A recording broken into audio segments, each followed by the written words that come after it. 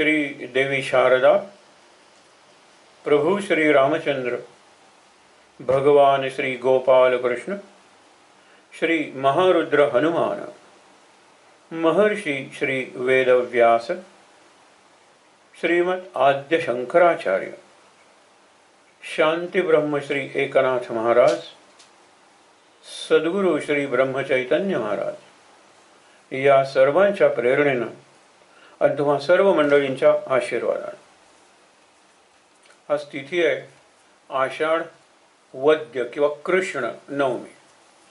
अजून एका महिन्याने कृष्ण जन्माष्टमी आपण म्हणतो. सहज गमतीनं म्हणायचं झालं तर कृष्णाचा जन्म अष्टमीला गोकुळात झाला, पण त्यानंतर त्याला मथुरेत आणून पोचवला कुणी? वसुदेवाने. मग ते यशोदा पार करून गेला, मग त्याचा अंगठा लागला आणि ते पाणी उतरलं, नंतर पाऊस पडायला लागला, शेषाने त्याच्यावर आपली छाया धरली, हे आपण सगळं बघितलं. छत्र धरलं, नंतर येऊन त्यांनी ठेवलं तिथे, आणि तिथे मुलगी झाली होती यशोदेला, तिला घेऊन आला. हे आपल्याला माहीत आहे. सकाळी त्या लोकांना कळलं पहाटेच्या वेळेला की मुलगा झालेला आहे. आणि कृष्णाचा जो जन्मोत्सव, जन्मानिमित्त आनंदोत्सव, तो दुसऱ्या दिवशी झाला ना. कुठे झाला? गोकुळात झाला. जन्म मथुरेत झालाय. मथुरेत कारागृहात झालेला आहे. कंसानी वसुदेव आणि देवकी यांना कारागृहात म्हणजे तुरुंगात ठेवलेलं आहे, कारावासात.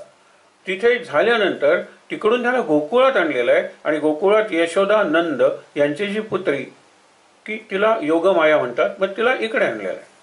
म्हणजे लक्षात ठेवा, मथुरेत अष्टमी झालेली आहे कृष्णाचा जन्म, पण गोकुळात नवमी झालेली आहे. गमतीनं म्हणायचं झालं तर आज नवमी आहे. आणि नवमी भक्ती आत्मनिवेदन समर्थांनी भर दिलेला आहे. शेवटच्या काळात समर्थ रामदास उद्धवाला वगैरे विचारायचे, अनुदिनी नवमी हे नित्य ध्यानी धरावे आणि लगबग करूनी काहीतरी तजवीज किंवा कार्यवाही करावे. आता फार दिवस उरलेले नाही आहेत. अनुदिनी नवमी, हे नवमी म्हणजे आत्मनिवेदन, म्हणजे शेवटी देवाशी एकरूप होऊन ही आरती जिथे संपते ना, ते एका अर्थाने आत्मनिवेदन आहे. फार सुंदर आरती आहे श्रीकृष्णाची. आणि श्रीकृष्णाला पुरुषोत्तम विष्णू भगवान या रूपात पाहून ही आरती रचलेली आहे. म्हणजे पाहता तर तुम्ही विष्णूचं वर्णन वाटतं, पण कृष्णाला आपण विष्णूचा पूर्ण अवतार म्हणतो, हे लक्षात ठेवा. मग अशा पूर्ण अवतार कृष्णाची म्हणजेच विष्णूची वर्णन करणारं, विष्णूचं वर्णन करणारी ही जी आरती आहे एकनाथांनी रचलेली, ती फार छान आहे. त्याच्या आधी जरा पार्श्वभूमी बघूया. 4 युग आपण मानलेली आहेत, आणि त्या 4 युगाची काही वैशिष्ट्य सांगितलेली आहेत. सत्ययुग किंवा कृतयुग ज्याला म्हणतात, त्या काळात ऋषी मुनी दीर्घकाल तपश्चर्या करत होते. हे ज्यांना आपण राक्षस म्हणतो ना, रामाच्या आधी वगैरे झालेले आहेत ना. आपण म्हणतो नृसिंह अवतार रामाच्या आधी आहे, म्हणजे त्यांनी ज्याला मारला तो हिरण्यकशिपू, त्याच्या आधीचा वराह अवतार, त्यांनी ज्याला मारला तो हिरण्याक्ष, आधीच आहे. म्हणजे सत्ययुगात जी माणसं भरपूर तपश्चर्या करत होती, पण नंतर पृथ्वीवर किंवा त्रैलोक्यात आपली सत्ता चालावी म्हणून ते वाईट दिशेनं किंवा वाईट मार्गाने जात होते, म्हणून लोक त्यांना राक्षस म्हणायला लागले. एरवी राक्षसांनी सुद्धा खूप दीर्घकाल अशी तपश्चर्या केलेली आहे. तर त्यामुळे काय की सत्ययुग हे तप महत्वाचं मानलं जातं. तुम्हाला मुक्ती मिळवायची आहे, मोक्ष आनंद मिळवायचा आहे, तर तपश्चर्या केली पाहिजे. त्याच्यानंतर आलं त्रेतायुग. त्रेतायुग हे रामाचं युग आहे. रामाचा जन्मच यज्ञातून झालेला आहे, आणि रामाने सुद्धा शेवटी अश्वमेध यज्ञ केलेला आहे. म्हणजे यज्ञमय जीवन पद्धती त्या काळात होती, आणि यज्ञाच्या माध्यमातून तुम्ही मुक्ती, स्वर्गप्राप्ती असा विचार या त्रेतायुगात होता. नंतर आलं द्वापर युग. त्यावेळेला कृष्णाचा जन्म झाला. द्वापर युगाचा नायक आपण कृष्णाला म्हणतो. त्यावेळेला अर्चना पूजा याला जास्त महत्त्व आलं. म्हणून आजही जर बघितलं तर जगभर कृष्णाची भव्य मंदिर आहे. त्याची अत्यंत अतिभव्य अशी सजावट आहे. त्याची जी पूजा केली जाते, आणि त्या पूजेला जे भोग म्हणजे नैवेद्याचं पक्वान्न वगैरे सगळं एवढं राजशाही असतं. कोणाचं? कृष्णाचं. तेवढं बाकीच्या देवांचं नसतं. कारण अर्चना पूजा हाच जिथे महत्त्वाचा भाग होता की ज्याच्या माध्यमातून तुम्ही मुक्तीपर्यंत पोचू शकत होतात किंवा मुक्ती मिळवू शकत होतात, तो कृष्णाचा काळ होता, द्वापर युगाचा. आपण आता कलियुगात आहोत, आणि कलियुगाचा एकंदर जो काही धर्म आहे तो आपल्याला, म्हणजे अधर्म आहे, तो आपल्याला आजूबाजूला दिसतोय सध्या. भ्रष्टाचार या कोरोनाच्या काळात सुद्धा भ्रष्टाचार, म्हणजे आपल्या मराठीत एक म्हण आहे, प्रेताच्या टाळूवरचं लोणी खायचं. आणि इथे तर प्रेतच आहेत की हो. आणि किती निर्णया ठिकाणी भ्रष्टाचार चालू आहे. म्हणजे आपण माणुसकीचे गोडवे गातो, कारण अशी माणुसकी इतक्या मोठ्या प्रमाणात संकट आलंय म्हणून दिसते, पण तरी सुद्धा दिसते. म्हणजे अगदी योग्य आहेत. बरेचसे डॉक्टर्स, बऱ्याचशा नर्सेस, त्यांना सफाई कामगार, ही सगळी मंडळी खूप काम करत आहेत. म्हणजे त्यांना आपण यापूर्वी अभिवादन केलेलं आहे, आज पुन्हा करूया अभिवादन. पण त्याचबरोबर अशा वृत्तीचीही मंडळी आहेत की या संकटाचं संधीत रूपांतर करायचं. त्यांनी काय आपला भ्रष्टाचाराचा धर्म सोडलेला नाहीये. म्हणून या काळात, कलियुगात कशामुळे तुम्हाला मुक्ती मिळणार आहे, तर नामामुळे. महाराजांचा विचार फार छान आहे. शेवटी शेवटी आयुष्याच्या महाराज म्हणायचे, कुठे युद्ध सुरू झालंय का बघा. केसरी आठवड्यातून 2दा वगैरे यायचा त्यावेळेला. तर त्या केसरीत बघा काही बातमी आली आहे का, तुम्ही कोणत्या युद्धाबद्दल बोलताय. तर महाराज म्हणाले, आता असं युद्ध होणार आहे जे राम रावण आणि कौरव पांडव यांच्या युद्धापेक्षा व्यापक असणार आहे. युद्ध संपेलच, पण त्याच्यानंतरचं जग आधीच्या जगापेक्षा बदललेलं असेल. बाकीचं सगळं सांगत नाही, पण त्याच्यात एक महत्वाचं महाराजांनी सांगितलेलं आहे की शत्रू सूक्ष्म होतील. आता भ्रष्टाचार हा शत्रू नाही आहे, भ्रष्टाचारी वृत्ती हा शत्रू आहे. ती वृत्ती जोपर्यंत बदलत नाही तोपर्यंत भ्रष्टाचारानं नुसती शिक्षा केली होणार नाही. वृत्ती बदलली पाहिजे, आणि ती शिक्षणातून बदलते, आध्यात्मिक सत्संगातून बदलते. म्हणून या गोष्टींना महत्त्व दिलेलं आहे. संस्कार महत्त्वाचे आहेत. रस्त्यावर आजूबाजूला पडलेला कचरा, हा कचरा आपला बाहेरचा प्रॉब्लेम आहे हो, तो सोडवता येईल, पण कचरा टाकण्याची जी वृत्ती आहे ना, ती सुधारली पाहिजे. आणि म्हणून सूक्ष्म शत्रू आहेत. आपणच आपले शत्रू आहोत, हेही लक्षात ठेवा. हे सूक्ष्म शत्रूंना तोंड देण्यासाठी सूक्ष्म साधन पाहिजे. पूजा, यज्ञ याच्यापेक्षा नाम हे सूक्ष्म साधन आहे. आणि दुसरी गोष्ट आहे की या काळात आपल्याला तपश्चर्या जमणार आहे का. यज्ञ करायचं म्हटलं तरी आपल्याला शुद्ध असं यज्ञ साहित्य मिळणार आहे का. द्रव्य आपण जे आहुती वगैरे देतो शुद्ध मिळणार नाही आपल्याला. त्याचप्रमाणे पूजा करायची असेल तर जो पूज्य भाव मनात आहे. बाकीचा फापट पसारा किंवा दिखावा, पोकळ, डौल खूप करतो आपण. साधी नरसिंह आपले गणपतीची उत्सव असेल गणपतीचा, किंवा देवीचं नवरात्र असेल, केवढा खर्च करतो आपण. ती भव्यता आहे, लक्षात ठेवा. पूजेत दिव्यता आली पाहिजे. पण त्यापेक्षा आपण ज्या काळात राहतोय तिथे साधन सोपंही आहे आणि अवघडही आहे. कारण जी गोष्ट सुलभ आणि सोपी आहे ना, तिचं महत्त्व कळत नाही. हा विचार यापूर्वी आपण अनेकदा बघितलेला आहे. म्हणजे अन्न पाण्याशिवाय आपण काही दिवस जगू शकू, पण काही मिनिटं आपण हवेशिवाय जगू शकत नाही. आज अन्नाला किंमत पडते हे आपल्याला कळतं. प्रवासात वगैरे असताना पाण्यालाही किंमत पडते हेही आपल्याला कळतं. इतकंच हे घरात सुद्धा आपण वॉटर फिल्टर्स वगैरे लावलेले असतात, ते इलेक्ट्रिसिटीवर चालतात, त्यालाही खर्च असतो. हवेला नाही आहे अजूनपर्यंत. हवेचं महत्त्व कळत नाही. आपण दुसरं उदाहरण देतो, ते पुन्हा पुन्हा लक्षात ठेवलं पाहिजे. घरातली आई मोलकरीण सुद्धा नसते हो, कारण ती जे काही करते त्याचं मोल कोण करतो. इतकं करून तिला अपमानच सहन करावे लागतात, वंचना म्हणजे फसवणूक सहन करावी लागते. हे फार असतं, तक्रार नसते त्या माऊलीची. म्हणून ह्या गोष्टी ज्या सुलभ आहेत, सहज आपल्याला प्राप्य किंवा उपलब्ध आहेत, त्याची आपल्याला किंमत कळत नाही. नाम हे तसं आहे. अति साजिरे स्वल्प सोपे फुकाचे, फुकट आहे नाम. आणि तुम्ही विचार करा ना बाकी, की उच्चारावर सुद्धा एक वेळ टॅक्स बसवला जाईल, पण नाम जर मनातल्या मनात श्वासावर घेणार टॅक्स बसवता येणार नाही. तुम्ही कोणतं नाम घेता हे कळणारही नाही लोकांना. त्यामुळे काय की नाम हे सर्व उपाधींपासून वेगळं आहे. नामाला रंग, वास, चव काही नाही. नामाला पॅकिंग करता येत नाही, म्हणून ते बाजारात विकता येत नाही. आणि नाम मुख्य म्हणजे दिसत नाही. कुठल्याही इंद्रियांनी नामाला स्पर्श करता येत नाही. नाम घेता येतं म्हणजे काय, ते मनातल्या मनात घेतलं तरी चालतं ना. तुम्ही म्हणता काय नाही, तोंडातून नाही का नाम बाहेर येत, ते वैखरीने घेतलेलं. एरवी नामस्मरण आपण ज्याला म्हणतो त्याला काय लागतं, त्याला काही नाही. आणि मेंदूचा विचार करणं, चिंतन करणं ही मेंदूचं कार्यच आहे. ते व्यवस्थित घडत असतं. त्यामुळे लक्षात ठेवा की हे नाम फार सूक्ष्म आहे. आणि आपल्या आतले सूक्ष्म शत्रू जर मारायचे असतील तर त्याला सूक्ष्म साधन पाहिजे. म्हणून नाम हे आयुष्यभर महाराज सांगत राहिले. महाराजांच्या काळात ते जेवढं आवश्यक नव्हतं किंवा प्रभावी नव्हतं, तेवढं आज आवश्यक आणि प्रभावी झालेलं आहे नाम. कृष्ण सुद्धा नामभक्तीच आहे. कृष्णाचं एकंदर रूप ही सुंदर आरती रचलेली आहे. या आरतीत एक दोन असे कथा प्रसंग आहेत. आणि दोन एक सुंदर रूपक आहे, लक्षात ठेवा. एक रूपक काय आहे की क्षीरसागर म्हणजे भवसागर आहे, सागर आहे असा. त्या सागराच्या तळाशी, वरती जरी लाटा दिसल्या तरी तळ हा संथ असतो, शांत असतो, स्थिर असतो. आणि तिथे शेषाच्या आसनावर शांतपणे शयन केलेलं आहे शेषशाही भगवान विष्णू. इथून सुरू होतं. त्यांनी शेषाचं आसन केलेलं आहे. म्हणजे काय केलेलं आहे, म्हणजे सगळ्या विश्वातल्या गोष्टी जरी तुम्ही विचारात घेतलात तरी काहीतरी शेष उरतं. ते जे शेष उरतं त्याच्यावर हा आरूढ झालेला आहे. म्हणजे केवढा आहे हा बघा ना. आपण नेहमीच म्हणतो की दशांगुळे उरला, हे वेदापासून सांगत आलेलं आहे की ती जी शक्ती आहे परमेश्वर नावाची किंवा परब्रह्म नावाची, परमेश्वर नावाची, तो सगळ्या विश्वाना व्यापून दशांगुळे उरला. दशांगुळे उरलाचं पूर्वी मला सहज गंमत म्हणून सांगतो, कधी कधी आपल्याला काही दृश्य चिंतनाला उपयोगी पडतात. की लहान मुलांना जर कृष्णाची भूमिका करायची असेल तर पूर्वी बासरी वगैरे कुठे, ते असं करायचे. ही जी 10 बोटं आहेत ना, हा कृष्ण सगळ्याला व्यापून बाहेर आहे, हे लक्षात ठेवा. त्रिभुवनी भरला, त्रिभुवन हे जवळजवळ प्रत्येक आरतीत आलेला शब्द आहे. आणि ज्याची आरती करतो तो या त्रिभुवनापेक्षा श्रेष्ठ आहे, त्रिभुवनाला व्यापून उरलेला आहे, त्रिभुवनांचा स्वामी किंवा ईश्वर आहे. याचा अर्थ तो तिसऱ्यापेक्षा चौथ्या अवस्थेत आहे. आणि चौथी अवस्था ही साक्षी अवस्था आहे. तुरीय समाधी काही म्हणा, पण साक्षी. मी जागा आहे, मला कळतं.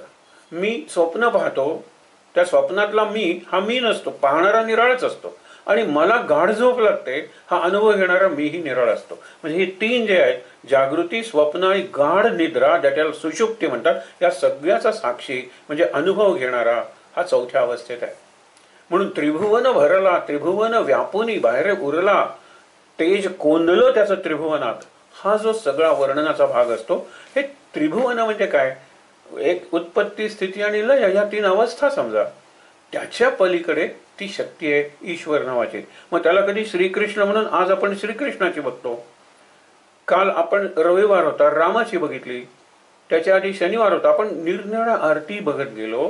कारण का की त्याची जी देवता आहे ती सगळी त्रिभुवन वगैरे, त्रिगुण, त्रिकाल या सगळ्यांच्या पलीकडची आहे. त्या सगळ्यांच्या पलीकडची म्हणजे त्याची साक्षी आहे आणि स्वामी आहे. हे जर लक्षात घेतलं तर आता रूपक बघा. क्षीरसागराच्या तळी म्हणजे भवसागराच्या तळाशी हा शांतपणे शेषावर बसलेला आहे. शांताकारम भुजग शयनम. परवा आपण वाक्य एक सहज म्हणलं होतं, आज पुन्हा ऐका. शेजाऱ्याच्या घरात जर साप आला ना तर आपण सगळ्या खोल्यातले दिवे ठेवून रात्रभर जागत बसतो, तो येऊन कोणी सर्पमित्र आणि पकडून नेल म्हणून. हा शेषावर शांत झोपलेला आहे. आणि शेषाला सुद्धा ते इतकं आवडलेलं आहे की त्याने आपल्या सगळ्या ज्या फणा आहेत ना ते त्याच्यावर आरामात धरले. चित्र आपण अनेकदा बघितलेलं आहे, काय रेखीव चित्र आहे. त्या चित्रात एक प्रकारची लय आहे, एक प्रकारचा प्रवाह आहे, गती आहे. लक्षात ठेवा, ते स्थिती दाखवणारं चित्र नाही, फार छान चित्र आहे. सागरच आहे ना पहिली गोष्ट. मग तो शांत झोपलाय ना, त्याच्या नाभीतून एक कमळ आलेलं आहे वर. नाभ त्या म्हणतात पद्मनाभ, नाभीतून आलेलं कमळ, देठ आपण म्हणतो ते. किंवा आपण आईच्या पोटात असताना जी नाळ म्हणतो ना, नाळ, ते अशी नाळ वरती आलेली आहे. आणि समुद्राचा जो पृष्ठभाग आहे ना त्याच्या वरती त्याच्यावरून कमळ फुललेलं आहे. कमळ हे अलिप्ततेचे प्रतीक आहे. आणि कितीही बाजूची परिस्थिती घाण, गलिच्छ, अस्वच्छ असली तरी हे स्वच्छ आहे, हे सुगंधी आहे आणि हे सुंदर आहे. लक्षात ठेवा, तो प्रतीक आहे ते कमळ, त्याचं अलिप्ततेचं, सौंदर्याचं, सुगंधाचं, सुंदरतेचं सगळ्यात मुख्य म्हणजे. आणि त्याच्यावर ब्रह्मदेव बसलेला आहे. या ब्रह्मदेवाला 4 दिशांना 4 तोंड आहेत. कारण एक तर तो अनुभव घेणारे 4ही दिशांचे आणि ज्ञान सांगणारे ते 4 दिशांनी सगळीकडे पसरणार आहे. तर हा ब्रह्मदेव वरती बसलेला आहे. आणि या ब्रह्मदेवाला सुद्धा ज्ञान सृष्टी निर्मितीचं नव्हतं म्हणून परत तो जो देठ आहे ना, पोकळ असतो कमळाचा, त्यातून आत गेलेला आहे विष्णूला विचारायला, तू मला सांगितलंस की सृष्टी निर्माण कर, पण सृष्टी निर्माण करण्याची कलाच मला माहित नाही, माझ्याकडे ते कौशल्य नाहीये, माझ्याकडे ते ज्ञान नाहीये, मी काय करू. गमतीनं जर म्हणायचं असेल तर ब्रह्मदेवाला कळेना काय म्हणून. आपण म्हणतो ना तत पप करायला लागला, तो बोबडे बोलायला लागला, त्याला सूचना बोलायला. त्यावेळेला त्याला सांगितलं तप कर, वरती जा, तपश्चर्या कर. मग त्याने तपश्चर्या केली. आणि तुम्हाला आश्चर्य वाटेल, इतकी सहज अवस्था असते आपली गाढ निद्रा. त्या गाढ निद्रेत किंवा एका अर्थाने समाधीत असताना त्याच्या मुखातून किंवा निश्वसित म्हणतात, निश्वासातून उच्छ्वासातून जे ज्ञान बाहेर पडलं त्याला वेद म्हणायला लागले. ज्ञानेश्वर तर म्हणतात, तयाचा घोरू तोची वेदू. तो झोपलेला आहे, घोरतोय. आपण किती जोरात घोरलो आणि दुसऱ्यांनी सांगितलं काका किती घोरत होतात, मी कुठे घोरतो, आपल्याला कळत नाही. इतकी सहज अशी ती कृती आहे.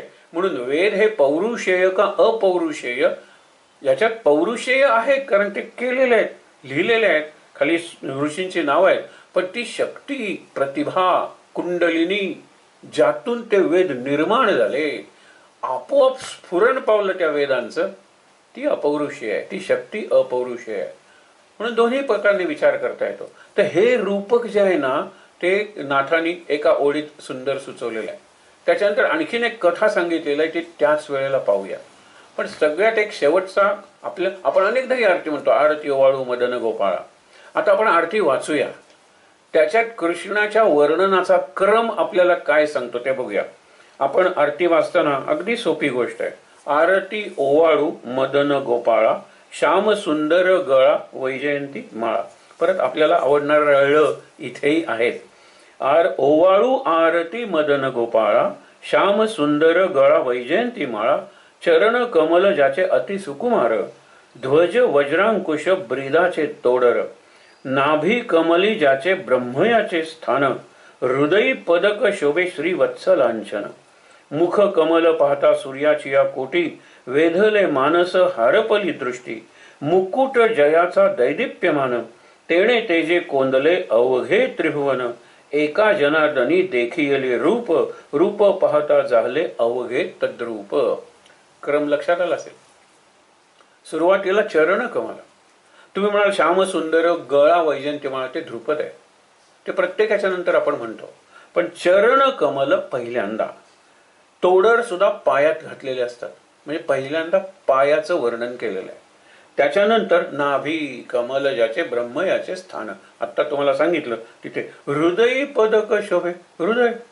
त्याच्यानंतर मुख कमल पाहता, मुख सूर्याचे वेधले मानस, मुकुट जयाचा दैदिप्यमान, आणि शेवटी रूप पाहता, शेवटी सगळं रूप पाहता झाले तद्रूप. आणि ध्रुपद काय की ओवाळू आरती मदन गोपाळा, श्याम सुंदर गळा वैजयंती माळा. गळा सुद्धा वरचाच भाग आहे. ज्या वेळेला देव किंवा सद्गुरू यांचं वर्णन करायचं असतं, ते आपाद मस्तक किंवा आ नख शिख, पायाच्या नखापासून शिख म्हणजे शेंडीपर्यंत किंवा केसाच्या टोकापर्यंत, आपाद म्हणजे पायापासून मस्तकापर्यंत, तोच क्रम इथे आहे. चरण कमल आहे, त्याच्यानंतर हृदय आहे, त्याच्यानंतर मुख कमल आहे, आपण बघितलं, मस्तक आहे, किरीट आहे म्हणजे मुकुट आहे, हे सगळं आहे. हा जो क्रम आहे ना, तो अत्यंत योग्य क्रम आहे. आपण ज्या वेळेला कुठल्या माणसाचं, अगदी राजाचंही वर्णन, राजा जर देवासारखा असेल तर गोष्ट निराळी, त्याच्या पायापासून सुरुवात करा. पण आपण एरवी महान आहे, हा मोठा पुरुष आहे, त्याने काम केलेलं आहे, माणसाचं वर्णन ज्या वेळेला करतो त्यावेळेला ते डोक्यापासून करतात. उदाहरण आपण रामरक्षेचं बघूया ना. शिरो मे राघव पातू, भालम दशरथात्मजा, कौसल्य दृश्य पातू, विश्वामित्र प्रियश्रुती, घ्राणम पातू मकत्राता, मुखम सौमित्र. चला आपण वरून खाली आलेलो आहे. वरून खाली हे माणसाचं, सामान्य माणसाचं वर्णन करायचं, आणि सद्गुरू संत आणि परमेश्वर त्यांचं वर्णन पायापासून वर वर येत अगदी मस्तकापर्यंत करायचं असतं. तोच क्रम इथे नाथांनी पाळलेला आहे, हे लक्षात ठेवायचं. अगदी त्याप्रमाणे नाथांना कृष्णाबद्दलचं एवढं आकर्षण का? कारण त्यांना कृष्ण विष्णूच्या रूपातच दिसलेला आहे आणि सगळ्या आरतीतलं वर्णन विष्णूचंच आहे, लक्षात ठेवा. कारण का? नाथांनी नाथ भागवत, आपण त्याला नाथ भागवत म्हणतो, त्यांनी व्यासांच्या 12 स्कंधांपैकी एकच स्कंद निवडला, ज्यात ज्ञान कर्म भक्ती ध्यान यांचा सुरेख संगम आहे आणि कुठेतरी ज्ञानाच्या अंगाने जाणारा विचार आहे. 11वा दशक, 11वा दशक मी निवडला आणि ते काय म्हणतात शेवटी, एकावर एक 11 हा दशक, एका जनार्दनीनी एकाकार होऊन ही टीका लिहिली. म्हणजे सगळं एकच आहे. भक्त आणि भगवंत ज्या वेळेला एकाकार होतात त्यालाच आपण एकरूप शब्द वापरतो, हो ना. ते जे होतात त्याच वेळेला खरी भक्ती जन्मते, जिचं तोंड मुक्तीकडे असतं, किंवा ती भक्ती मुक्तीच्या माथ्यावर नाचते, संत म्हणतात. तर आता आपण बघूया ना, हे सगळं जे वर्णन आहे ना, ते वर्णन कृष्णाचा जन्म झाला, त्याच्या आधी त्याच्या मोठ्या भावाचा जन्म झालेला आहे. कृष्ण या शब्दाची, कृष्ण म्हणजे एक शक्ती आहे, आकर्षिली जाणारी, आकर्षित करणारी.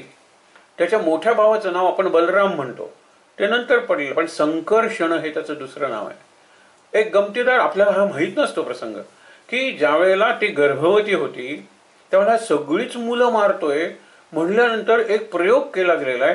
तिच्या गर्भातला जो आपण म्हणतो ना गर्भपिंड जो आहे, ते बालक, ते वाढलेलं पूर्ण असण्यामुळे संकर्षण, सकिंग, त्याला शोषून घेतलेलं आहे आणि ते इम्प्लांट केलेलं आहे. कुठे केलेलं आहे? रोहिणी नावाची दुसरी पत्नी आहे, कुणाची? वसुदेवाची. तिला काही तुरुंगात ठेवलेलं नाही, कारण देवकीचा पुत्र सांगितलंय ना आकाशवाणीने. म्हणून ती, याचा जो नंद नावाचा मित्र आहे की ज्याच्याकडे कृष्ण वाढतोय, बलराम तिच्या पोटातून जन्मतो. पण म्हणून बलरामाची आई कोण आहे? आई देवकीच आहे. म्हणून बलराम हा कृष्णाचा सख्खा भाऊच आहे. पण हल्ली आपण त्याला सरोगेट मदर वगैरे काहीतरी म्हणतो ना, तशी सरोगेट जरी सोडा तरी ही आई आहे. तिला काही ठिकाणी स्टेप मदर म्हणलेलं आहे. सावत्राई नाही आहे, तिने जन्म दिलेला आहे. पण मुळात तो गर्भसंभव, ती गर्भधारणा, त्या गर्भाचा विकास हा देवकीच्या गर्भाशयात झालेला आहे. म्हणून तो काढला त्याला शोषून आणि इकडे घातला, म्हणून त्याला संकर्षण हे नाव आहे. आकर्षण म्हणजे कृष्ण आणि संकर्षण म्हणजे बलराम, असे ते दोन भाऊ आहेत. हे दोन भाऊ वाढायला लागलेले आहेत. हे जे कृष्णाचं वर्णन आहे, हे कृष्णाच्या एकंदर जीवनाचं विष्णूचंच वर्णन आहे मुळात, हे लक्षात ठेवा. ओवाळू आरती मदन गोपाळा. हा गोपाळ म्हणजे साधा गुराखी आहे हो, शिवाय वर्णनच सावळं आहे, पण दिसायला तो एवढा सुंदर आहे, मदन सुद्धा लाजेल. मदन म्हणजे अतिशय सुंदर पुरुष. तर मदन गोपाळाला मी आरती ओवाळतोय. आणि हा गोपाळ गुराखी आहे, पण मदनापेक्षा सुंदर आहे. तो सावळा आहे, पण इतकं देखणं त्याचं रूप आहे. आणि त्याच्या एकंदर मुखाभोवती किंवा चेहऱ्याभोवती एक सुंदर प्रकाशाचं वलय प्रत्येकाला अनुभवाला येतं. श्याम सुंदर गळा, तो श्याम सुंदर आहे. आपण काल बघितला, नीलकंठ कोण आहे? शंकर. आणि नीलवर्ण कोण आहे? विष्णू. दोघांच्यात नील, निदान एवढ्यापुरतं कॉमन धरायला, नील हा अनंताचा रंग आहे. अनंतता, ज्याला आपण इन्फिनिटी म्हणतो. आकाश आपल्याला दिसतं, सागर सुद्धा दूरवर बघितला तर निळा दिसतो, क्षितिज सुद्धा दूर, नीलगिरी पर्वत सुद्धा दुरून डोंगर साजरे म्हणतो. दूर गेलं ना की निळा रंग येतो. अनंततेचा रंग निळा आहे आणि हे दोघे अनंत असे देव आहेत, परमेश्वर, त्यामुळे निळा रंग आहे. पण नील, त्याचा सावळा रंग मिसळल्यानंतर जसा होतो तसा राम आहे आणि तसा कृष्ण आहे. आणि त्याच्यापेक्षा जरा डार्क, अधिक सावळा आपला विठोबा आहे, ज्याची आरती आपण उद्या बघणार आहोत. बुधवार हा विठोबाचा दिवस आहे, गुरुवारी एकादशी आहे, त्या दिवशी आपण संतांचा विषय बघणार आहोत. आज कृष्ण मुद्दामून घेतला आणि सुरुवातीला बघितलं की आज नवमी आहे. आणि जन्म जरी मथुरेत झाला अष्टमीला, तरी पोचवलं. आणि आपण म्हणतो ना, हाती घोडा पालकी जय बोलो कन्हैया लाल की, कन्हैया लाल की, कन्हैया लाल की. हे कृष्ण जन्माच्या वेळेला जे म्हणतात ना, ते गोकुळात झालेलं आहे. नंद काय, यशोदा काय, सगळ्यांना आनंद झालेला आहे. नंद के घर लाल भय म्हणतात ना, आनंद भयो, नंद के घर आनंद भयो, जन्मलेलाच आहे आनंद. ती नवमी आहे, आज नवमी आहे आणि कृष्ण पक्षातली नवमी आहे. अजून महिन्यानी कृष्णाचा जन्म कृष्णाष्टमी आहे. एक विसरायचं नाही की ज्या वेळेला कृष्ण जन्मला त्याच वेळेला ज्ञानेश्वर जन्मलेला आहे. पण लोकांना ज्ञानेश्वरांचा विसर पडतो. ज्या वेळेला राम जन्मलेला आहे त्याच वेळेला रामदासही जन्मलेले आहेत, आपल्याला रामदासांचा विसर पडतो. आणि जर अनुग्रह म्हणजे खरा जन्म असेल, पुनर्जन्म नाही, द्वितीय जन्म, द्विज, दुसरा जन्म असेल, तर महाराज सुद्धा चैत्र शुद्ध नवमी दुपारी 12 वाजता ब्रह्मचैतन्य झालेले आहेत. त्याच्या आधीपर्यंत तो गणू होता, गणू बुवा होते, गणपती होते. पण त्यावेळेला मात्र, म्हणून आपल्या दृष्टीने 3 जन्म आहेत त्यावेळेला. एक रामाचा जन्म आहे, रामदासांचा जन्म आहे, आणि अलीकडच्या काळातले रामदास आपले महाराज, त्यांचा सुद्धा अनुग्रह बरोबर त्याच वेळेला तुकामाईने दिलेला आहे. हा विचार सहज एक तुम्हाला सांगितला. श्यामसुंदर गळा, वैजयंती माळा. आता कृष्णाच्या गळात वनमाळा गळा आपण म्हणतो ना, तो हे रूप कृष्णाचंच आहे ना, विठ्ठल कृष्णाचंच रूप आहे, तोही गोपाळच आहे एका अर्थाने. पण इथे लक्षात ठेवा, वैजयंती मालेबद्दल 2 अर्थ आहेत. एक, ज्यावेळेला अमृतमंथन काल आपण बघितलं, त्यातून रत्नमाला, दिव्य रत्नांची माला, वैजयंती माला, ती सुद्धा विष्णूच्या गळ्यात असू शकेल. किंवा न सुकणाऱ्या, कधीही न सुकणाऱ्या फुलांची माला, ती वैजयंती माला आहे. ती वैजयंती माला विष्णूच आहे, पण इथे आपण कृष्णाचं वर्णन बघतोय. आणि कृष्ण म्हणजे विष्णूच आहे, कारण पूर्ण अवतार आहे. ज्ञानेश्वर सुद्धा ज्ञानेश्वर भगवान विष्णू आपण म्हणतो. तर ज्ञानेश्वर कृष्ण आहे, कृष्ण विष्णू आहे, म्हणून ज्ञानेश्वर विष्णू आहे. आपण बघणार आहोत गुरुवारी त्यांची आरती. पण लक्षात ठेवा, श्याम सुंदर गळा वैजयंती माळा हे ध्रुपद आहे. हे आपण पुन्हा पुन्हा म्हणणार आहोत. कुठलं दृश्य किंवा कुठलं चित्र आपल्यासमोर उभं राहतं? मदन गोपाळ आहे, गोपाळ आहे, अत्यंत सुंदर आहे, श्याम सुंदर आहे, आणि त्याच्या गळात वैजयंती माळ आहे. हे चित्र. पुढे आता चरण कमल ज्याचे अति सुकुमार, अत्यंत मृदू मुलायम नाजूक असे चरण कमल आहे. ते एक वेळ विष्णूचे असणं शक्य आहे, कारण पाण्यात झोपलेला ना आरामात विष्णू, किंवा वैकुंठ. वैकुंठातलं वातावरण म्हणजे स्वर्गापेक्षा दिव्य असं. पण हा खाली झोपलेला आहे, कारण पुढे तो उल्लेख आहे म्हणून. मग त्याचे पाय स्वच्छ गोरे. आपण सुद्धा पावसाळ्यात बघा ना, पाय आपले जरा गोरे होतात, कारण पावसात भिजलो तर, एरवी नाही. तर तसे आहेत आणि अत्यंत मृदू आहेत. चरण कसे आहेत? अति सुकुमार. सुकुमार म्हणजे सुंदर, नाजूक आणि अति नाजूक सुंदर. ध्वज वज्र अंकुश ही चिन्ह आहे. जरा एक लक्षात ठेवा, चिन्ह म्हणजे काय? खुणा. आपण ज्या पादुका आणतो ना, त्या पादुकांवर ह्या खुणा असतात. ध्वज असतो, अंकुश असतो, वज्र असतं, चक्र असतं, पद्म असतं. या प्रत्येकाला अर्थ आहे. जसं हस्त सामुग्री म्हणजे हातावरच्या याच्यावरून रेषांवरून भविष्य सांगतात, तसं पाद सामुग्री पायावर सुद्धा जे चिन्ह असतात, हाताच्या बोटावर जी चिन्ह असतात, त्याच्यावरून भविष्य सांगितलं जातं. सहज एक उल्लेख करतो, पुढे कधीतरी तुमच्या वाचनात आलाच असेल. कुठला उल्लेख आहे? की ज्यावेळेला राजसूय यज्ञ केला, तो कोणीही केला नव्हता त्यांच्या वंशात, तो युधिष्ठिराने केला. त्यावेळेला महत्वाची जागा जसा यजमान आहे ना, तसाच कोषाध्यक्ष ट्रेजरर. सुयोधन, ज्याला आपण दुर्योधन म्हणतो, युधिष्ठिर सुयोधन म्हणायचा, तो ट्रेजरर. कारण का? एक गंमत बघा, तुमच्या हातावर ज्या खुणा आहेत त्या तुम्ही हाताचे ठसे आपल्याला अनेक ठिकाणी घ्यावे लागतात. तुमच्या लक्षात येईल की त्याच्यात कुठलाही पॅटर्न असा नाही आहे, पण असे सुंदर गोल गोल आहेत तर ते चक्र आहे. कधी कधी तर पद्म, कमळाची पाकळी किंवा कमळ अशा खुणा असतात. एका बोटावर जरी असलं ना तरी जगातला श्रीमंत माणूस तो होऊ शकतो. आणि असं म्हणलं जातं की दुर्योधनाच्या 10 बोटांवर पद्म होते. आणि पद्म म्हणजे श्रीमंतिका. पद्मजा, कमला म्हणजे लक्ष्मी, ती कमळात असते ना नेहमी, पद्म. म्हणून लक्षात ठेवा, एकदाही राज्याभिषेक त्याला किंवा त्याच्या वडिलांना न होता तो जवळजवळ जन्मभर राजमुकुट घालून आणि सत्ता भोगतोय ना, हे लक्षात ठेवा. आणि हे आमचे दुसरे युधिष्ठिर, सत्यप्रतिज्ञ, सत्यवादी. क्वचितच राजमुकुट त्यांच्यावर, पण 3दा राज्याभिषेक झालेला आहे. एक यौव राज्याभिषेक हस्तिनापूरला झाला, नंतर अर्धराज्य राजधानी इंद्रप्रस्थ तिथे राज्याभिषेक झाला, आणि परत सम्राट म्हणून हस्तिनापूरचा युद्ध जिंकल्यानंतर झाला ना. 3-3दा राज्याभिषेक झालेत, पण राजमुकुट क्वचित डोक्यावर आहे, फार थोड्या काळ. आणि ह्याच्या डोक्यावर अगदी शेवटपर्यंत राजमुकुट आहे, कारण ती आत्ता सांगितलेली हातावरची लक्ष्मी. म्हणून ती सगळी ध्वज, वज्र, अंकुश या सगळ्या खुणा आहेत. अंकुश म्हणजे संयमित, संयत असं जीवन आहे. वज्र, वज्र म्हणजे अत्यंत कठोर असा त्यांचा निर्धार आहे. हा कृष्णाचा, विष्णूचा म्हणूया. आणि सगळ्यात म्हणजे ध्वज. ध्वज म्हणजे माझा जो विचार आहे ना, त्या विचारांची खूण, त्याला ध्वज म्हणलेला आहे. ध्वज म्हणजे केवळ झेंडा नाही, निशाण नाही आहे. मी आय स्टँड फॉर धिस. भारताचा ध्वज, त्यातला आपण म्हणतो ना, हा जो केशरी रंग आहे तो त्यागाचं प्रतीक आहे. पांढरा रंग हा पवित्रतेचं प्रतीक आहे. हिरवा रंग हा कशाचं प्रतीक आहे? आपण प्रॉस्पेरिटी म्हणतो, म्हणजे अत्यंत बहार आलेली आहे, सगळीकडे प्रसन्नता आलेली आहे, समृद्धी आलेली आहे, श्रीमंती आलेली आहे, असा तो. आणि ते मधलं चक्र आहे ना, ते धर्मचक्र आहे. म्हणजे सत्प्रवृत्त लोकांना प्रवृत्ती देतं आणि बाकीच्यांना प्रवृत्त करतं, सत्कृत्य करण्याची, सद्धर्म करण्याची. आणि ते गतिमान चक्र आहे. केवढा अर्थ आहे. तसे ध्वज देवाचं म्हणून काही कार्य असतं. आणि पुढच्याच याच्यात सांगितलं ना की ब्रीदाचे तोडर. ह्याच्यात रामाच्या याच्यात सुद्धा, मनाच्या श्लोकात सुद्धा त्यांनी म्हणलेलं आहे. काय म्हणलेलं आहे? की दीनानाथ हे तोडरी ब्रीद गाजे. तोडर म्हणजे पुरुषाच्या पायात ते असे हे असतात, मोठे तोडे असतात ना तसे, आणि त्याच्यात काहीतरी असं खडे वगैरे घातलेले असतात. आपण मध्यंतरी कडक लक्ष्मी याची खळम खळम खळम ते पायातलं वाजत, ते तोडर आहेत. तोडे, तोडर. आणि त्याच्यात काही म्हणजे येण्यापूर्वी कळतं की येत आहेत, आणि आवाजावर हा भीम आहे, हा भीम. आता त्यांच्या पायात तोडर नव्हते, राजाच्या याच्यात असतात. रामाचं तोडराचं ब्रीद काय आहे? दीनानाथ. दीन लोकांचं तो रक्षण करणार आहे. याचं ब्रीद काय आहे? विष्णूचं किंवा कृष्णाचं? परित्राणाय साधूनाम विनाशायच दुष्कृताम. तो चालत आला की तो येण्यापूर्वी आवाज होतो, तोडरी ब्रीद गाजे. हे लक्षात ठेवा.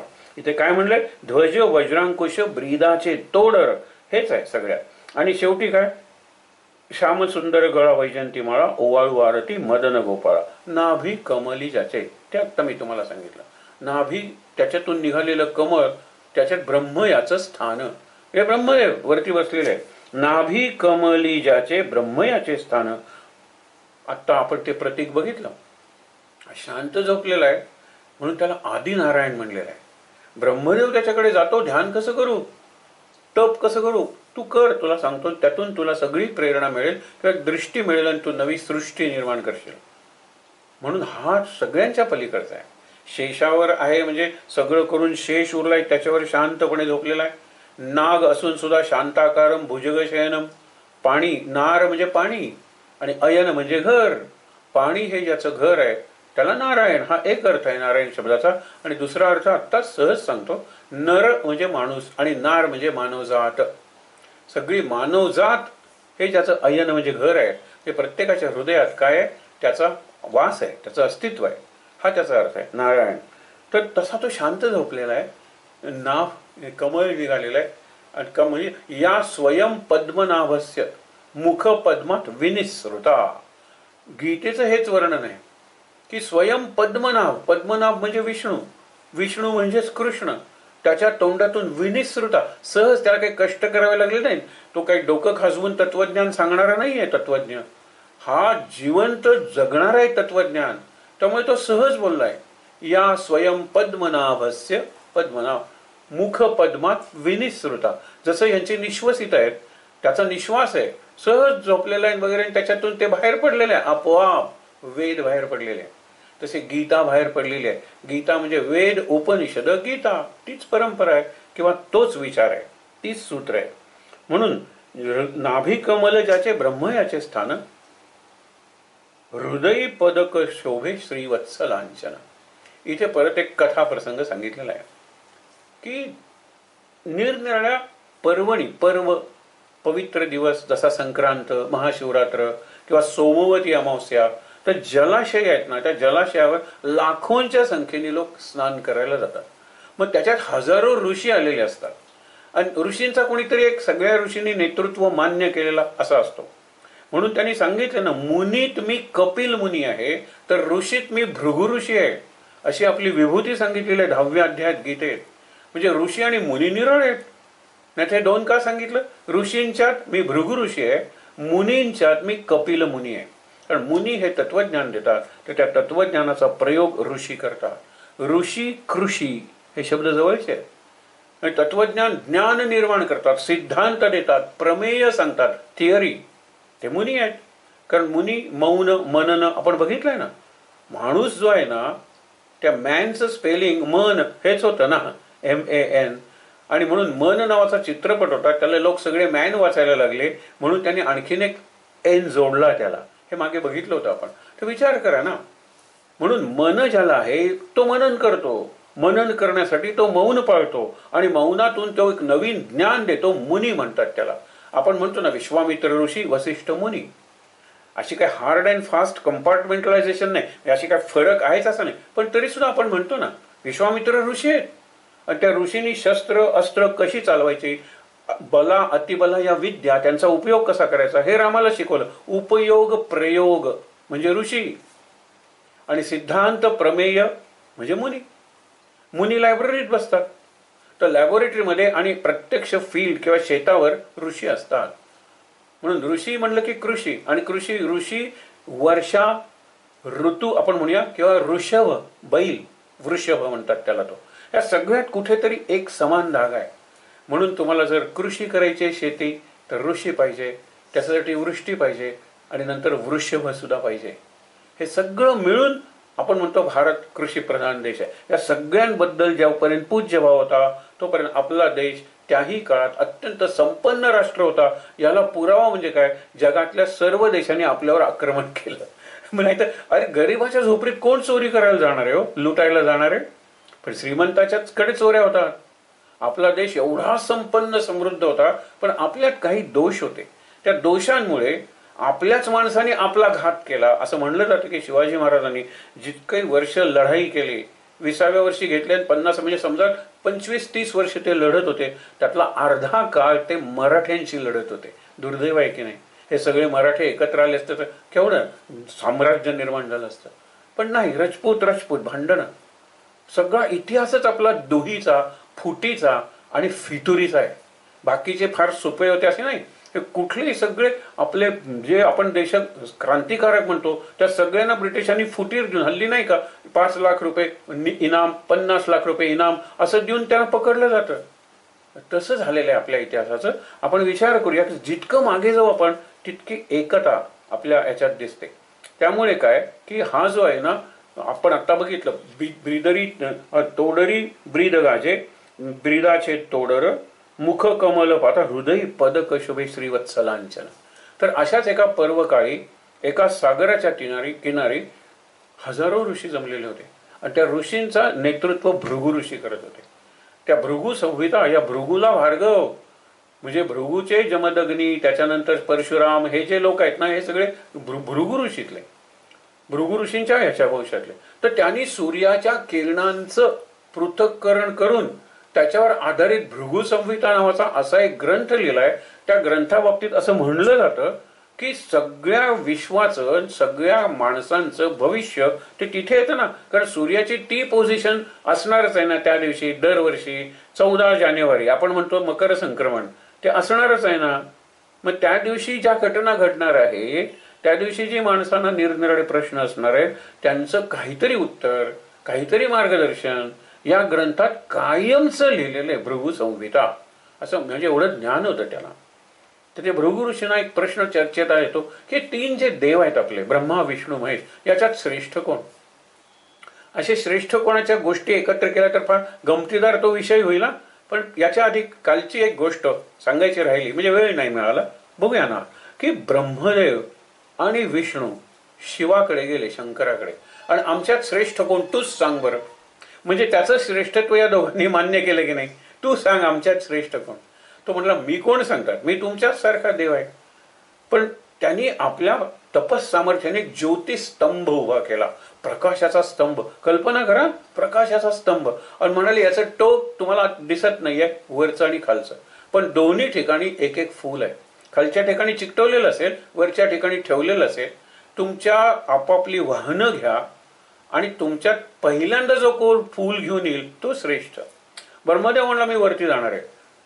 विष्णू म्हणाला मला खाली जायला आवडेल. विष्णू म्हणजे नम्रता आहे, विष्णू म्हणजे सात्विकता आहे. आणि विष्णूचे भक्त वैष्णव ते तसेच असतात, नम्र असतात. नम्र झाला भूता त्यालाच वैष्णव म्हणायचं ना. वैष्णव जनतो तेने कहिये जो पीर पराई जाणी रे. म्हणजे दुसऱ्याची पीडा जो जाणतो त्याला वैष्णव जन म्हणतात. म्हणून विष्णू म्हणाला काही हरकत नाही. तो गरुडावरून खाली खाली खाली जात गेला आणि हा वरती वरती आपल्या हंसावरून जात गेला. हंसावरून जाताना किती जायचं वरती, कंटाळला ब्रह्मदेव, कंटाळला. आणि शेवटी म्हणला जाऊया परत. इतक्यात वरून एक फूल पडताना दिसलं. ते त्यांनी वर्षावर पकडलं. ह्याला काय कळणार आहे शंकराला, मी वर गेलो हेच फूल आणि ते मी घेऊन आलेलो आहे. आणि ब्रह्मदेव आला ना आधी, विष्णूचा पत्ताच नाहीये. मग विष्णू खालच्या मानेनं आला परत. म्हणला त्या तुझ्या तेजस्तंभाच्या मी खाली खाली खाली जात राहिलो, कितीही खाली गेलो तरी तो आणखीन उरलेला आहेच, मी फूल नाही आणू शकलो. त्यावेळेला गमतीनं हल्लीच्या भाषेत मीडियम मध्ये म्हणायचं यू आर अ फूल. ब्रह्मदेवा फूल असं वरती पडलं, ते उचलून आणलं, वरती फूलच नाही. ह्याला वरतीच नाहीये ना. अनादि अनंत, ह्याला आदि नाहीये आणि ह्याला अंत नाहीये, तर फुलं कुठून असतील सांगा बरं. मी आपलं सहज सांगितलं आणि माया केली आणि तू वरच्यावर झेललंस. तू स्वतःला फसवलेलंस, लक्षात ठेव. तुला वरचा टोक दिसलं तर नाही दिसलं मला. मग सांग श्रेष्ठ कोण आहे? नाही, विष्णू श्रेष्ठ आहे. ही ही ही गोष्ट झाली. या ऋषींच्यात प्रश्न आला की या 3 देवात श्रेष्ठ कोण आहे? कल्पना करा, मला कधी कधी एकटं वाचत असताना किंवा विचार करत असताना हसू येतं. आता श्रेष्ठ कोण कसं ठरवायचं? आपण त्यांना IQ टेस्ट देऊ, त्याला काहीतरी प्रॅक्टिकल करायला सांगू, काहीतरी कामगिरी टास्क देऊ, असाइनमेंट, हल्लीचा असाइनमेंट देऊ आणि मग श्रेष्ठ ठरवू? नाही. भृगु ऋषी म्हणाले माझ्यावर सोपवलेत ना, आता मी बघतो. त्यांनी विचार केला, लाथ मारायची. ती लाथ जो जसा स्वीकारतो त्यावरून मी ठरवणार श्रेष्ठ कोण. पहिल्यांदा सत्यलोकात जातात ब्रह्मदेवाकडे. ब्रह्मदेवाकडे लाथ उचलल्यानंतर ब्रह्मदेव म्हणतो, हे बघा, लाथ उचलून मारणं हे असंस्कृतपणाचं लक्षण आहे. आपण एवढे भृगु ऋषी सुसंस्कृत, आपण कशाला, म्हणजे हे चुकीचं करताय तुम्ही. म्हणजे ब्रह्मदेवानी तत्वज्ञान सांगून लाथ स्वीकारलेली नाहीये. तिकडून निघाले, कैलासात आले. कैलासात त्यांनी लाथ शंकराला मारायला उचलल्याबरोबर शंकरांनी त्रिशूळ उचलला. बापरे, ते म्हणाले कळला, तू कसा आहेस ते कळलं. आता उरले क्षीरसागराच्या तळी असलेले शेषशाही भगवान विष्णू नारायण, ते उरले. त्यांच्याकडे जाताना ते का आलेत म्हणून बघण्यासाठी. हे झोपलेले होते ना, ऋषी आले, तुम्ही कसे झोपून राहता. उठायला लागले तोपर्यंत ते पोचले आणि त्यांनी लाथ मारायला उचलल्याबरोबर त्यांनी आपली छाती पुढे केली. त्यांनी लाथ मारल्यानंतर त्यांचा पाय धरून म्हणतात, लागलं तर नाही ना तुम्हाला, कारण माझी छाती फार कठोर आहे हो. त्यावेळेला ते म्हणाले, तूच खरा श्रेष्ठ आहे. ते म्हणाले, एवढंच नाही, तुम्ही ही लाथ मारून इथे जी खूण झालेली आहे, श्रीवत्स लांछन, हे लांछन आहे. कारण लाथेचे मार्क आहे तो, आपण ज्याला फूट मार्क म्हणतो, फूट प्रिंट म्हणतो, तसा येतो, पण एका ऋषीच आहे. म्हणून मी माझा कौस्तुभमणी सुद्धा काढून टाकेन. पण असं असं ओम आकाराचे असतं ना विष्णूच्या छातीवर, त्याला श्रीवत्स लांछन म्हणतात. हे लांछन त्यांनी भूषण म्हणून वापरलं ना. काल आपण बघितलं ना की निळाकंठ हे तसं लांछन आहे, दूषण आहे, ते त्यांनी भूषण आणि आभूषण बनवलं. तसंच यांनी हे श्रीवत्स लांछन, काही हरकत नाही. ते भृगु ऋषी आले, सगळ्या ऋषींना सांगितलं की निर्विवादपणे विष्णू हा सर्वश्रेष्ठ आहे. कारण तो सहनशील आहे, तो क्षमाशील आहे, तो सेवाभावी आहे आणि मुख्य म्हणजे अत्यंत मृदू अंतःकरणाचा आहे, विशाल अंतःकरणाचा आहे. आणि तो वैकुंठात राहतो. कुंठा म्हणजे आपण बघितलं ना संकुचितपणा, विगत, तो सगळा संकुचितपणा गेल्याशिवाय वैकुंठात जाताच येत नाही. आणि हा तर वैकुंठाचा स्वामी आहे. वैकुंठ हे विष्णू सहस्रनामातलं विष्णूचं एक नाव आहे, वैकुंठ. असू दे. तर म्हणून इथे काय सांगितलेलं आहे की हृदय पदक शोभे श्रीवत्स लांछन, ओवाळू आरती मदन गोपाळा, श्याम सुंदर गळा वैजयंती माळा. पुढे मुख कमल. मुख कमल पाहता सूर्याची या कोटी, म्हणजे कोटी म्हणजे एका अर्थाने दर्जा, प्रकार किंवा कोटी कोटी सूर्य, असं वर्णन विश्वरूप दर्शनात आहे. ज्या वेळेला अणुस्फोट झाला त्यावेळेला तो ओपनहायमर नावाचा जो इन्चार्ज होता त्या प्रोजेक्टचा, तो नेवाडा ते वाळवंट आहे त्याच्यात स्फोट झाल्यानंतर तो नर्वस झाला. आणि पत्रकारांनी विचारल्यानंतर त्यांनी दिवी म्हणजे तेज, सूर्य सहस्रस्य, हजारो सूर्य, असंख्य सूर्य आकाशात एकाच वेळी जरा टळपायला लागले तर त्यांचं तेज होईल तसं हे तेज आहे. पण सूर्य मानव जातीला तेवढा फार धोका नाहीये किंवा त्यांचं तेवढा विनाश करणार नाही जेवढं हा जो आहे अणुशक्तीचा स्फोट. आणि म्हणून बाबा बेलसरे आपले गुरुवर्य बाबा, त्यांनी गीतेचा अर्थ लिहिलेलं एक पुस्तक आहे. त्याच्यात 11व्या अध्यायावर, विश्वरूप दर्शनाच्या अध्यायावर, ह्या जो अणुस्फोट झाला आणि त्याचा जो मशरूम क्लाउड म्हणतो ना, असं अळमी असतात ना आपल्याकडे, ते अळमी म्हणजे हल्ली मशरूम म्हणतात, सगळ्यांना मशरूम, असा तो क्लाउड असतो त्याला असं ते वर वर वर वर जात जात जातो ना, त्याचं चित्र दाखवलेलं आहे. आणि तो म्हणतोच की मी एक पाऊल पुढे टाकलेलं आहे. कशासाठी? क्षय करण्यासाठी. जे लोक उन्मत्त झालेले आहेत त्यांचा नाश करण्यासाठी मी एक पाऊल पुढे टाकलेलं आहे. मी महाकाळ आहे, महाकाळ, हे वर्णन केलेलं आहे. तसं ह्याचं मुख कमल पाहता सूर्याची या कोटी, इथे हे जे तेज आहे ना ते पाहत राहावं असं आहे. ते काही डोळे दिपवणारं तेज नाही, सूर्याची या कोटी म्हणलेलं आहे. म्हणजे सूर्याचं जसं तेज असतं, ब्रिलियन्स अँड रेडियन्स आपण म्हणतो ना, तसंच आहे. पण चंद्र पूर्ण असताना काय सुंदर आपण पाहू शकतो त्याच्याकडे, तसं कृष्ण. म्हणून कृष्णाला रामचंद्र म्हणतो, तसं काही ठिकाणी कृष्णचंद्रही म्हणतात. म्हणजे कृतीनं ते सूर्यासारखे तेजस्वी तळपणारे असले तरी वृत्तीनं किंवा कृतीनं ते अत्यंत मृदू असतात, चंद्राच्या प्रकाशासारखे शांत असतात. मुख कमल पाहता सूर्याची या गोष्टी, वेधले मानस हरपली दृष्टी. हे मनाचं उन्मन झालं की भाव समाधी लागलेली नाथांची. आरती करता करता शेवटी नरहरी तल्लीन झाला. एका जनार्दनी श्री दत्त ध्यान दत्त दत्त ऐसे, ही आरतीचा शेवट आहे, हा कळस बिंदू आहे किंवा उत्कर्ष बिंदू आहे, ज्याला आपण क्लायमॅक्स म्हणतो. जिथे आरती संपते ना तिथे काही वेळ तरी थांबलं पाहिजे. म्हणून एक प्रयोग करून बघायला हरकत नाही. काकड आरतीला सुद्धा हा प्रयोग करून बघायला हरकत नाही. बघायला हरकत नाही म्हणजे काही जणांनी बघितलंय म्हणून तुम्हाला सांगतो की त्याच्यापूर्वी एक गमतीदार किस्सा तुम्हाला सांगतो की रेल्वेत भयंकर गरमी होत होती आणि एक विकायला आला, पंखे असतात ना असे कागदाचे केलेले वगैरे, तो विकायला एक जण आला. 4 आण्याला पंखा होता आणि रुपयाला पंखा होता. काही जणांनी रुपयेवाले घेतले, बऱ्याच जणांनी 4 आणेवाले घेतले. तो परत ज्या वेळेला आला तेव्हा 4 आणेवाल्यांनी तक्रार केली, अरे आम्ही वारा घ्यायला लागलो लगेच फाटला की तो म्हटला रुपयेवाल्यांचा बघा फाटलाय का, नाहीये. 4 आणे जेव्हा पंखा घेतल्यावर तुम्ही मला विचारलं नाहीये की या पंख्याचा उपयोग कसा करायचा. पंखा धरायचा आणि डोकं हलवायचं म्हणाला तर तो पंखा टिकणार आहे. पंखा हलवायला लागला 4 आण्याचा तर तो तसंच होणार आहे. म्हणून आपण काकड आरतीला सुद्धा जे काकडे ओवाळतो हे ओवाळूया, पण एकदा असं बघूया ना की तो काकडा किंवा ते निरंजन किंवा तो लामण दिवा किंवा ती समय देवासमोर ठेवूया आणि काकड आरत्या म्हणूया. आणि मग लक्षात येईल की प्रत्येक वेळेला फिरलंच पाहिजे असं नाहीये काही. माझी दृष्टी इतकी हरपली पूर्णपणे, वेधले मानस. आणि त्यामुळे काय फार सुंदर एखादं कडवं तुम्ही ओवाळा, 4 कडव्यांची आरती आहे, 3 कडवे ओवाळा, 4थ्या कडव्याला तिथे ठेवा आणि शांतपणे, तर हा अनुभव येणार आहे ना. वेधले मानस, हरपली दृष्टी, तल्लीन झालो, समाधीत गेलो, उन्मन झाले ना, मितूपणाची झाली बोळवण, एका जनार्दनी श्री दत्त ध्यान. हे प्रत्येक आरतीचा जो शेवट आहे ना तो जर करायचा असेल तर शेवटच्या कडव्याला तरी निदान एकट्याने तुम्ही पूजा करत असाल त्यावेळेला ठेवून बघा. आणि त्या ज्योतीकडे बघा, ती ज्योत रिमाइंडर आहे आत्मज्योतीची. ते दिव्याची ज्योत आहे. प्रकाश कशाचा प्रकाश आहे? हा दिव्याचा प्रकाश, आतल्या दिव्याचा. आतला दिवा दिसत नाही, आत्मज्योती कळत नाही, म्हणून ते रिमाइंडर्स आहेत बाहेरचे. देवाची मूर्ती सुद्धा रिमाइंडर आहे.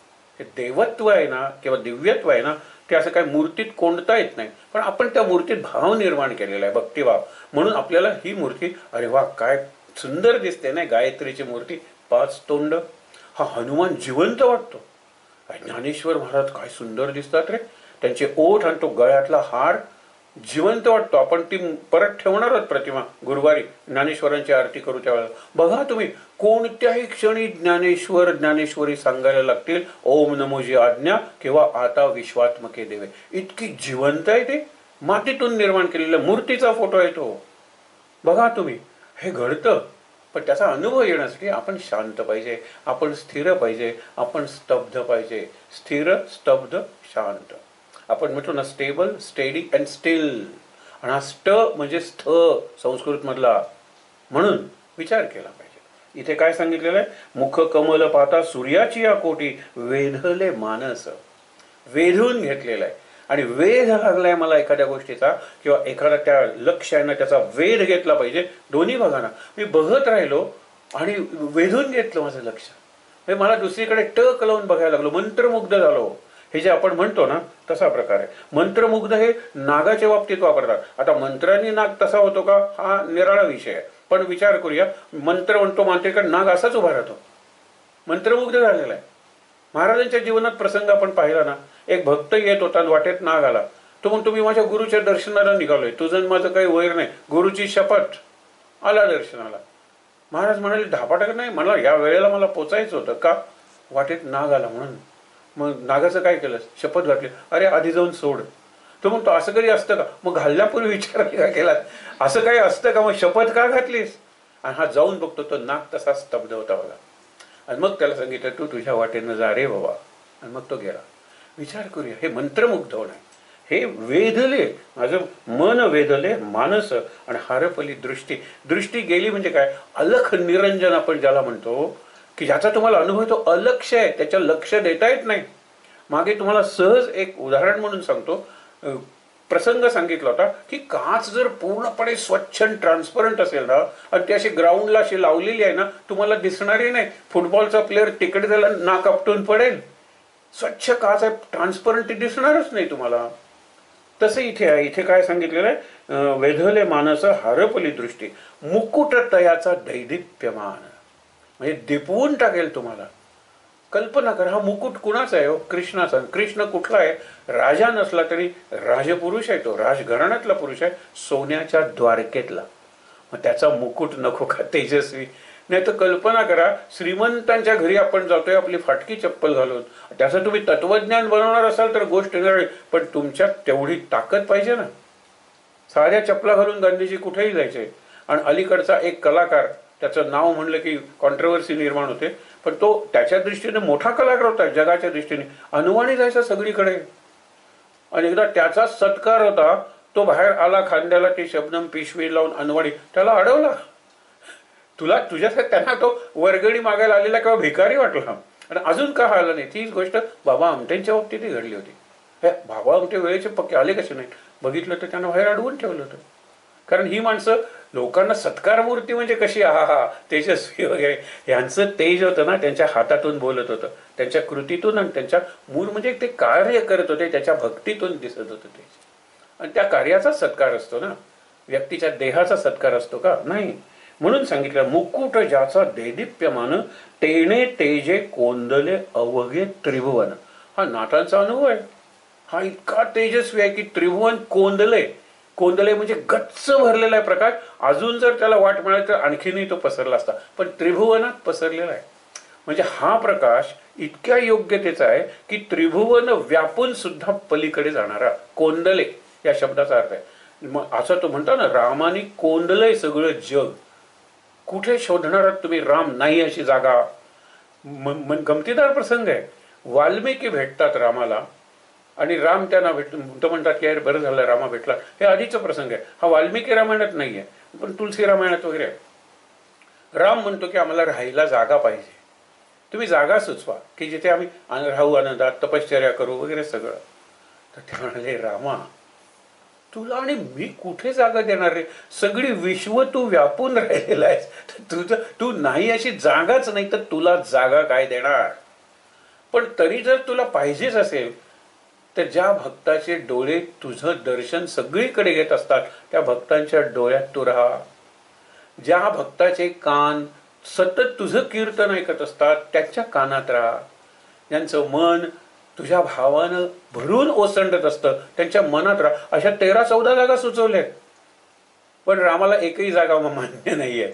मग शेवटी मग त्याला दाखवतात अत्री ऋषी, अगस्त्य ऋषी, अगस्त्य ऋषी, आणि मग ते आपण तिथे पंचवटी म्हणतो ना, ती जागा त्यांना दाखवली जाते. पण वाल्मिकींचा असा संवाद आहे, तेने तेजे कोंदले अवघे त्रिभुवन, एका जनार्दनी देखिले रूप. आता हे पाहिले, हे दर्शन आहे ना. दर्शन कसं घ्यायचं हे साध्या वारकऱ्याकडून शिकता येईल आपल्याला. मग तो विठ्ठलमयच झालेला असतो. तुम्ही मुद्दामून बघा, ते बारीत उभे असतात पण ते आपण कुठे त्याचं त्याला भान नसतं. इकडे धक्का लागला की माऊली नमस्कार, इकडे धक्का माऊली नमस्कार, आपलाच पाय त्यांना लागलेला असतो पण तो भावाच असतो. डोक्यावर तुळस घेतलेली एखादी बाई विठ्ठल विठ्ठल विठ्ठल म्हणत एखादी जनाबाई किंवा बहिणाबाई असावी अशी ती दिसते. आपण मात्र त्याही वेळेला सरकारची कशी कुव्यवस्था आहे, भ्रष्टाचार कसा आहे मंदिरात सुद्धा, याच्यावर आपण चर्चा करत असतो. मग इकडे बोलायला लागलो मित्राशी पाय तर लागला तस ना माऊली नमस्कार, ती समोरची माऊली आपल्याला नमस्कार करते कारण त्यांचं देहभान हरपलेलं आहे. आणि देहभान हरपल्याशिवाय कोणतंही आपण म्हणतो की अलौकिक असामान्य आउट ऑफ दिस वर्ल्ड असं कार्यच करता येणार नाही. देहभान विसरा, बेभान होऊन काम करा असा संदेश आहे. काम करताना बेभान, मला कळतच नाही मी किती काम केलंय सकाळपासून, कारण मी देहभान विसरलेलो आहे.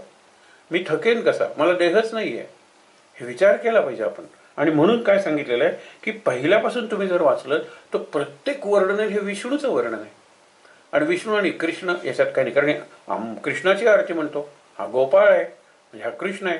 कृष्णाच्या जीवनातले कितीतरी प्रसंग असे आहेत की आपण म्हणू शकतो एका जनार्दनी श्री दत्त झालं, ती आरती एकनाथांची होती, ही आरती एकनाथांची आहे. म्हणून एकनाथांची आरती म्हणून आहे त्याचा विचार आपण करणार आहोत. ज्ञानदेव, नामदेव, एकनाथ आणि तुकाराम हे 2 दिवशी असे 2-2 संत घेणार आहोत. कारण शेवटी देव देव देव करता करता माणसाकडे यायला नको का? आणि त्यांना संत म्हणा, सद्गुरू म्हणा, पण माणसंच होती ना ती जन्मली तेव्हा. मग त्यांच्या आरतीत कसं त्यांच्या जीवनातलं सार, सर्वस्व, संदेश, संस्कार आणि संकल्प सांगितलेला आहे. आपण त्याच दृष्टीने अभ्यास करणार आहोत. म्हणून इथे लक्षात ठेवा की ज्या वेळेला महाराज म्हणायचे की भागवत वाचावे, ज्यावेळेला बाबांना, गुरुवर्य बाबांना शंका आल्या काही, शांतपणे महाराज म्हणजे वाणीरूप तात्यासाहेब केतकर म्हणजे वाणीरूप महाराज म्हणाले भागवत वाचावे. आणि बाबा सुद्धा अनेकांना सांगायचे भागवत वाचावे. तर कारण का की भागवत हा भक्तीचा ज्ञानकोश आहे. ज्ञानकोश म्हणजे एन्सायक्लोपीडिया. आता इंटरनेटवर जशी सगळी माहिती मिळते तशी भागवतात तुमचा भक्तीबद्दल किंवा ज्ञान एकंदर देवाकडे जाण्याच्या मार्गाबद्दल कुठलाही संशय असेल, अडचण असेल, तुमची डिफिकल्टी, त्यात तुम्हाला त्याचं उत्तर मिळेल. आणि म्हणून तुम्हाला सांगितलं की 12 स्कंधांचा व्यासांचा संस्कृत मधला भागवत ग्रंथ हा कसा आहे, 18,000 श्लोकांचा आहे. आणि त्यातल्या एका स्कंधावर नाथांचा जो भागवत आहे तो 19,000 ओव्यांचा आहे. केवढा विस्तार केलेला आहे. 4 श्लोक सांगून नारदांनी, ज्याला चतुश्लोकी भागवत म्हणतात, विपुली कुरु असं सांगितलं. विपुल म्हणजे विस्तार कर, अनेक विस्तार सांग. आणि त्याचा विस्तार म्हणून व्यासाने ते भागवत रचलं 18,000 श्लोकांचं. इथला विस्तार केवढा आहे हो. प्रत्येक गोष्टीत बारीक बारीक जाऊन नाथांनी सांगितलेलं आहे. रामाकडे जायचं असेल तर राम आतल्या खोलीत थांबलेला आहे. त्याला जाण्यासाठी 7व्या महिन्यात तो आहे ना 6 दरवाजे तुम्हाला ओलांडावे लागतील. 6वा जर ओलांडला की राम आत बसलेला आहे. पहिला दरवाजा कशाचं प्रतीक आहे, दुसरा दरवाजा कशाचं, तिसरा दरवाजा कशाचं, फार सुंदर सांगितलेलं आहे. जसं आपण ज्ञानेश्वरी बघताना आपण एक त्याच्यात ओवी बघितली होती की ज्यांच्याकडून तुम्हाला ज्ञान मिळवायचंय ते ज्ञानाचा कुरुठा, कुरुठा म्हणजे कुटीर, झोपडी आहे. ते इथं सेवा हा दारवंटा. त्या झोपडीत प्रवेश करायचा तो ओलांडायला नको का, सेवा करून. म्हणजे म्हणून नंतर सेवा करा, प्रश्न विचारा त्यांना आणि त्यांच्या जवळ राहून नमस्कार करून अत्यंत नम्र वृत्तीनं ते ज्ञान मिळवा. प्राप्य वरान निबोधत, ज्यांना तो वर प्राप्त झालेला आहे त्यांच्याकडे जाऊन त्याचं तुम्ही शिक्षण घ्या, ज्ञान मिळवा. हा जसा विचार आहे तसाच इथेही विचार सांगितलेला आहे की महाराज म्हणायचे की भागवत ग्रंथ ज्या एकनाथाने लिहिला त्यांनी जर श्रीकृष्णाची आरती केलेली आहे तर ती अंतर्दर्शनातून आलेली आरती आहे, अंतस्फुरण आहे, त्याची अंतःप्रेरणा आहे. मग त्या दृष्टीने ही आरती आपण जर डोळे बंद करून नुसती वाचली, ऐकली, आता या ऐकायला सुद्धा मिळतात आपल्या इंटरनेटवर, गुगल वगैरे त्याच्यावर त्या मिळतात ऐकायला. लोकांनी छान गायलेल्या सुद्धा आहेत. आपण ऐकली ना केवढा सुंदर भाव निर्माण होतो. एक सहज सांगतो, मनाचे श्लोक नामाचे श्लोकच्या वेळेला हा कदाचित मुद्दा सांगितला नसेल किंवा सांगितला असेल. श्रीधर फडकेंनी संगीतबद्ध केलेली अनुराधा पौडवालांच्या स्वरातली मनाचे श्लोक ही CD आता तुम्हाला इंटरनेटवर मिळेल. मनाचे श्लोक बाय अनुराधा पौडवाल. आणि त्याच्यात शेवटी अनुदिनी अनुतापे आणि काही 1-2 आणखीन अशी करुणाष्टकं सुद्धा आहेत. पहाटे ऐका तुम्ही. म्हणजे मी तर सांगेन की पहाटे जर ऐकायचं असेल उरलेल्या या चातुर्मासात काही तर ते ऐका. किंवा ओशो त्याची प्रवचन ऐका. प्रव्राजका दिव्य प्राणानंदा म्हणून सांगितलं विवेकवाणी, त्याच्यात सोप्या इंग्लिशमध्ये ती सगळा वेदांत सांगते. आणि तो सकाळी ऐकलं ना की दिवसभर आपल्या मनात ते विचार राहतात. रात्री जरी तुम्ही जर अत्यंत ताजेतवाने असाल तर रात्री सुद्धा हे ऐकायला हरकत नाही. पण पहाटे तुम्ही बघा आणि समईच्या प्रकाशात महाराजांचं प्रवचन वाचा. समईच्या प्रकाशात म्हणजे मला मीही दिसत नाहीये, मला फक्त त्या पुस्तकातली अक्षरं दिसत आहेत. बाकीचं सगळं जग अंधारात बुडलेलं आहे. मग असून नसल्यासारखं आहे. मीच एकटा आहे जगात, हा एकच प्रकाशाची ज्योत आहे आणि हा महाराजांचं प्रवचन खास माझ्यासाठी आहे. हा भाव निर्माण करा. ज्या वेळेला आपण रामकृष्ण वचनामृत म्हणतो, समईच्या प्रकाशात लोक वाचलेले आहेत आणि लोकांनी सांगितलेलं आहे की हा ग्रंथ जो वाचेल त्याचा गुरुकडे जाण्याचा मार्ग स्पष्ट होईल. आम्ही गोंदवलेकर महाराजांच्याकडे रामकृष्ण वचनामृतातून आलेलो आहोत. पण फक्त रामकृष्ण मला सांगतायत आणि त्या समईच्या प्रकाशात वाचून एक पान तरी वाचून बघा, अनुभव आला तर मग खूपच चांगली गोष्ट आहे. रूप पाहता झाले अवघे तद्रूप, ओवाळू आरती मदन गोपाळा, श्याम सुंदर गळा वैजंती माळा. म्हणजे आरतीचा क्लायमॅक्स काय आहे, उत्कर्ष बिंदू की रूप पाहता झाले अवघे तद्रूप. म्हणजे माझे डोळे त्याच्या डोळ्याशी एकरूप झाले, माझे कान त्यांच्या डोळ्याशी एकरूप झाले. म्हणून आपण वांतेला विशेषतः आपल्या आश्रमात ती जी आपण गुंफा बांधलेली आहे, ध्यान गुंफा, तिथे ध्यान करतो आणि ध्यानानंतर पहिल्यांदा डोळे उघडे ठेवून, नंतर डोळे बंद करून, नंतर पुन्हा डोळे उघडून महाराजांना सांगतो तुमचे जे शरीराचे भाग आहेत तेच माझेही भाग आहेत किंवा तुम्ही इतक्या ठिकाणी चालत गेलात, भारतात तुम्ही जवळजवळ 3दा भ्रमण केलं, ती तुमच्या पायाची जी शक्ती आहे ना ती माझ्या पायांना द्या ना जरा महाराज. तुमचे जे पादुका तुम्ही ज्या घालता त्यांच्यातलं जे पावित्र्य आहे ते पावित्र्य माझ्या मस्तकातून मी दर्शन करतो त्यावेळेला माझ्या शरीरात जाऊ दे महाराज. महाराज तुमच्या हृदयात जे प्रेम आहे ना ती प्रेमशक्ती माझ्या हृदयातून आज जाऊ दे की. अन्नदान अखंड रामनाम तुमच्या कंठात तुमच्या ओठात आहे ना ते माझ्या कंठात आणि ओठात ठेवा ना महाराज. आणि सगळ्यात महाराज तुमचं चैतन्य तुमच्या नाभीतून जे बाहेर पडतं ती नाभी मलाही आहे की, पण मी विसरलोय. तर माझ्या नाभीतून जसं आई पोषण करत होती तशी तुम्ही सुद्धा माझी सद्गुरू माऊली आहात. तुम्ही माझ्या भक्तीचं चैतन्याचं पोषण करा. मला चैतन्य द्या महाराज. जीवनात मरगळ आलेली आहे, जीवनात अवसाद म्हणजे अगदी खचून गेलेला आहे. अशा वेळेला सध्याच्या परिस्थितीत तुमच्या नाभीतलं चैतन्य, तुमच्या मस्तकातले विचार, तुमच्या हृदयातला भाव आणि तुमच्या एकंदर प्रत्येक गात्रात अवयवात जी शक्ती आहे ती शक्ती महाराज मला द्या. अवघे तद्रूप असं व्हायला शिकलं पाहिजे. त्या भावात आपण राहूया.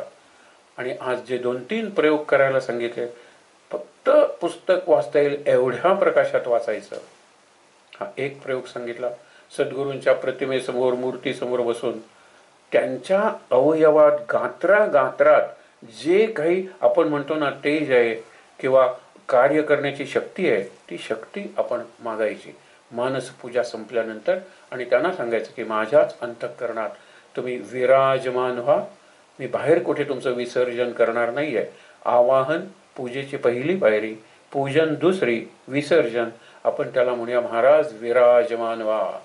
आणि राजते विराजते इति महाराजा म्हणलेलं आहे. विराजमान झालेलं जे चैतन्य आहे त्याला महाराज म्हणायचं. शांत